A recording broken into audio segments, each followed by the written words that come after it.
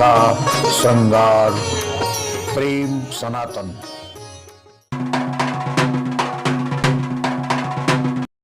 सनातन धर्म में वैसे तो 9 देवियों का विशेष स्थान है, लेकिन इसके अलावा भी 2 देवियां हैं जो हमारे लिए जीवनदायिनी मोक्षदायिनी हैं।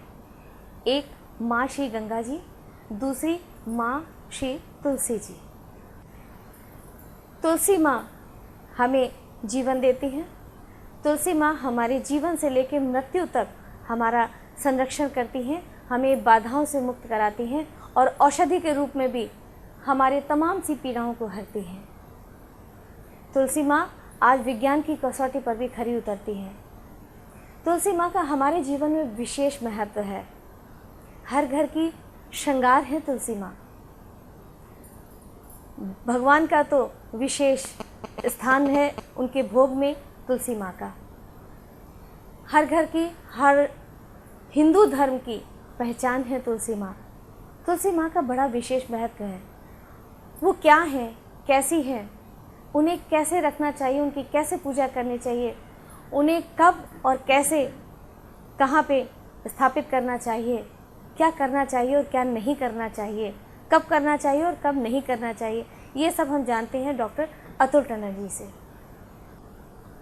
सनातन प्रणाम।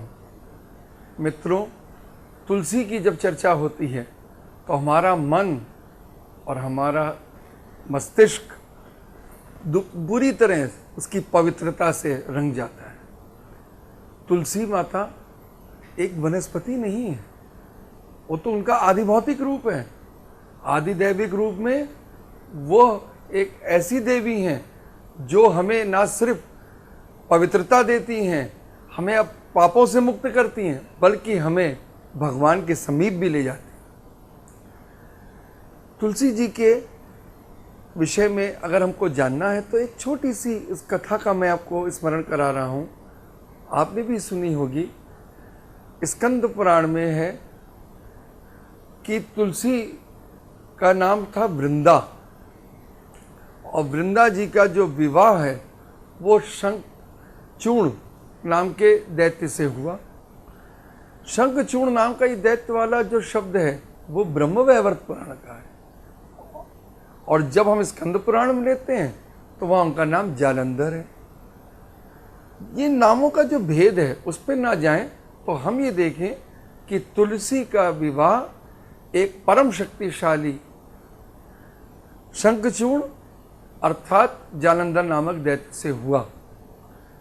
ये दैत्यराज भगवती तुलसी के सतीत्व के प्रभाव से सर्वत्र अजेय हो गए, और जब वे अपराजित हो गए देवताओं के लिए तो वो पूरी तरीके से देवलोक पर भी हावी हो गए और देवताओं को भाग के इधर उधर शरण देना पड़ा, क्योंकि तुलसी के सतीत्व के प्रभाव से, उसके बल से वो अवध्य हो गए थे। ऐसी स्थिति में देवताओं के पास कोई और चारा नहीं था कि किसी भी तरीके से जो शक्ति उस दैत्य को जीवित रखे हुए है, अपराजित बनाए हुए रखे हुए है, जिसके कारण वो अजेय हो गया है, वह शक्ति अगर किसी कारण उससे विमुख होगी तभी वो पराजित कर पाएंगे।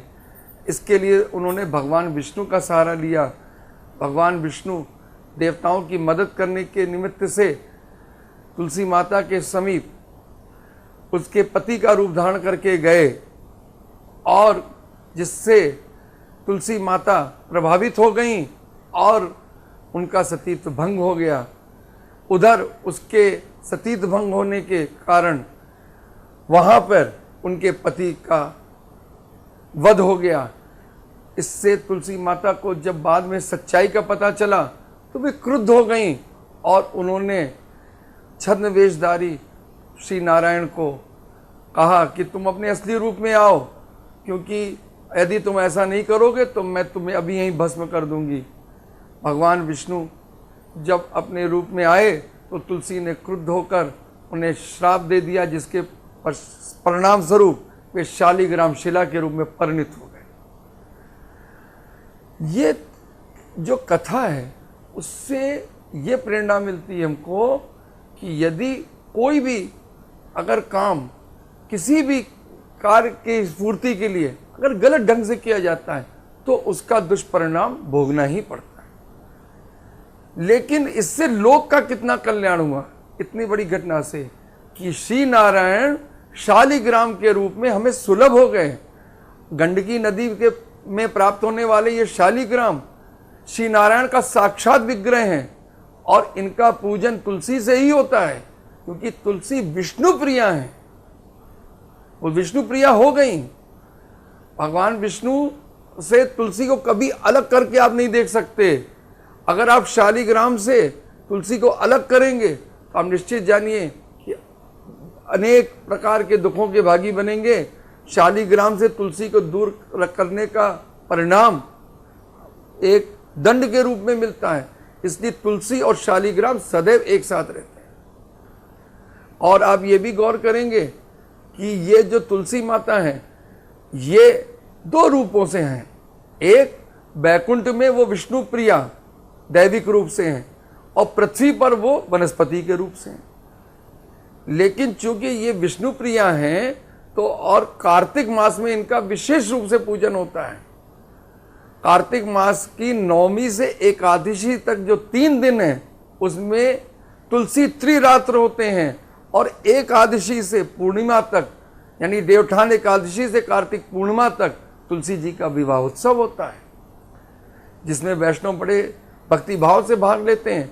ऐसा माना जाता है यदि किसी कन्या का विवाह ना हो रहा हो और या किसी कन्या के कुंडली में किसी प्रकार का वैधव्य दोष हो या दाम्पत्य जीवन का नाशक योग हो तो वो यदि तुलसी विवाह कराती है और ये इस अनुष्ठान को करती है तो वो निश्चित रूप से सुखी दाम्पत्य जीवन को प्राप्त करती है। तो जो तुलसी माता है ये आप जान लीजिए कि इनका महात्म्य इतना सार्वकालिक है कि यह सिर्फ कार्तिक तक ही सीमित नहीं है। हमारे घर के आंगन में आप तुलसी को जब देखते हैं, हर सनातन धर्मावलंबी के आंगन में आप जब तुलसी को देखते हैं तो आपका मन श्रद्धा से भर जाता है। परंतु ये ध्यान रखिए कि हमें तुलसी माता के पवित्रता की तरफ विशेष ध्यान देना होगा।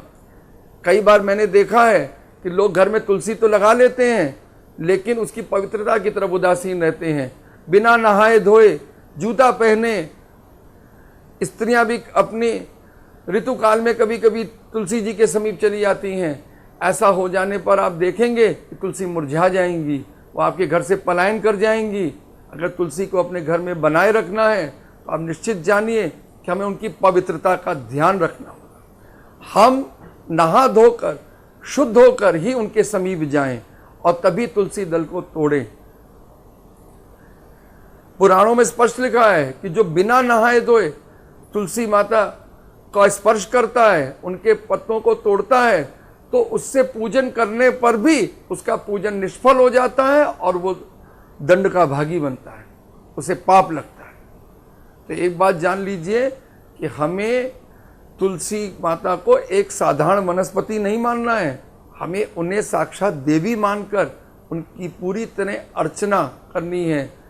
जब हम इस प्रकार से उनकी अर्चना करेंगे, उनके समीप दीपदान करेंगे, उनको सुबह उठते ही प्रणाम करेंगे, तो आप निश्चित रूप से जानिए कि तुलसी माता हमें सदैव आशीर्वाद प्रदान करेंगी। अब उस स्थान की बात आती है, हम तुलसी को अपने घर में कहाँ रखें? तो तुलसी के लिए अगर घर में आंगन है तो आंगन तो अच्छा है ही। आंगन ब्रह्म स्थान है, वहाँ पर अगर तुलसी लगाई जाती हैं तो पूरे घर को उनकी दिव्यता प्राप्त होती है। परंतु आजकल फ्लैट संस्कृति आ गई है, घरों में आंगन नहीं है। ऐसी स्थिति में हम कहाँ लगाएं? तो आप जिस भवन में रहते हो उसके ईशान कोण में यानी उत्तर पूर्व दिशा में आप तुलसी माता को लगाएं, क्योंकि ईशान्यम ईश्वर स्थिता, ईशान कोण में ईश्वरीय शक्तियों का वास है। तुलसी साक्षात देवी हैं, उन्हें हमारे घर के ईशान कोण में होना चाहिए। यदि वो किसी भी घर के ईशान कोण में होंगी तो ना सिर्फ पवित्रता का संचार करेंगी बल्कि साथ साथ वास्तु दोषों का भी शमन करेंगी। तुलसी की जो दिव्यता है वो सिर्फ यहीं तक सीमित नहीं है। आप जान लें कि अगर हम तुलसी माता के समीप जो कोई भी पूजन पाठ व्रत अनुष्ठान जब तक यज्ञ हवन करते हैं उसका कोटि गुना फल बढ़ जाता है। तुलसी माता की पेड़ के नीचे की जो मिट्टी है उसका तिलक करने से जन्म जन्मांतर के पाप नष्ट हो जाते हैं और व्यक्ति मन वचन कर्म से शुद्ध हो जाता है। तुलसी माता के जो पत्र हैं, जो तुलसी दल हैं, उनका सेवन करने से ना सिर्फ औषधि के रूप में हमें इसका अच्छे परिणाम मिलते हैं, निरोगता और स्वास्थ्य की प्राप्ति होती है, बल्कि आयुर्वेद में जो तुलसी के अनेक कल्प बताए गए हैं उनके द्वारा कठिन से कठिन रोग भी दूर हो जाते हैं। और एक बात जान लीजिए कि जो तुलसी हैं वो हमारे दैहिक, दैविक और भौतिक तीनों तापों से हमें मुक्त करती हैं। और ये जो तुलसी हैं जब आपके अपने घर में होंगी तो आपको उनके प्रति उदासीन नहीं रहना है, बल्कि ओम तुलस्यै नमः इस 6 अक्षर वाले मंत्र से उनका पूजन करना है। जो कोई व्यक्ति तुलसी जी के समीप ओम तुलस्यै नमः 6 अक्षर वाले इस मंत्र का जप करता है उसके घर में रिद्धि सिद्धि का वास होगा, सदैव आनंद मंगल रहेगा, सुख समृद्धि का आगमन होगा और आपके घर में कभी किसी चीज़ की कमी नहीं पड़ेगी। और तुलसी माता का आशीर्वाद पाने के बाद आपके जीवन में कभी किसी चीज़ का अभाव नहीं रहेगा। वृंदावनी विश्व पूजिता विश्व पावनी पुष्पसारा नंदनी चा तुलसी कृष्ण जीवनी। ये तुलसी का नामाष्टक स्तोत्र है। इसमें तुलसी के 8 नामों का स्मरण किया गया है। जो कोई व्यक्ति तुलसी जी माता के समीप इस स्तोत्र का पाठ करता है, इन नामों का स्मरण करता है, उसे अश्वमेध यज्ञ का फल प्राप्त होता है। कितना सहज हो गया, तुलसी की कृपा से हमें अश्वमेध यज्ञ का फल प्राप्त हो जाए। वरना तो इस युग में अश्वमेध यज्ञ करना तो बड़े बड़े लोगों के लिए भी संभव नहीं। अब आती है बात तुलसी का पत्र कब तोड़ा जा सकता, कब नहीं। ये महत्वपूर्ण विषय है, ध्यान दीजिए। रविवार, पूर्णिमा, अमावस्या, द्वादशी, संक्रांति के दिनों में तुलसी दल का चयन ना करें, यानी तुलसी को पत्र को ना तोड़ें। ग्रहण के समय भी तुलसी नहीं तोड़ी जाती और मध्याह्न काल के उपरांत भी तुलसी को नहीं तोड़ना चाहिए। इसलिए जब कभी कोई पर्व पे पूजा हो या नित्य तुलसी की आपको उपलब्धता रहे तो आप पहले से इस प्रकार व्यवस्था रखें कि इन तिथि और वार और नक्षत्र इत्यादि में आपको तुलसी तोड़ने का जरूरत ना पड़े। एक बात और ध्यान रखिए कि भगवान विष्णु ही नहीं, श्रीहरि के जितने भी अवतार हैं, राम, कृष्ण इत्यादि, उन सब में भोग तभी पूर्ण होता है जब तुलसी दल होता है। क्योंकि भगवान स्वयं कहते हैं कि मुझे जितनी संतुष्टि तुलसी से प्राप्त होती है उतनी संतुष्टि किसी अन्य वस्तु से नहीं होती। इसलिए जान लीजिए कि भगवान श्री हरि और उनके अवतारों की पूजा तब तक पूर्ण नहीं होती जब तक हम तुलसी माता का आश्रय नहीं लेंगे। तुलसी माता हमें श्री हरि के समीप ले जाती हैं। ये विष्णु प्रिया हमें वैकुंठ का मार्ग दिखाती हैं। ऐसी तुलसी माता को हमारा बार बार प्रणाम है। प्रेम सनातन टीवी को सब्सक्राइब करें, हमारे कार्यक्रमों को लाइक करें और शेयर करें।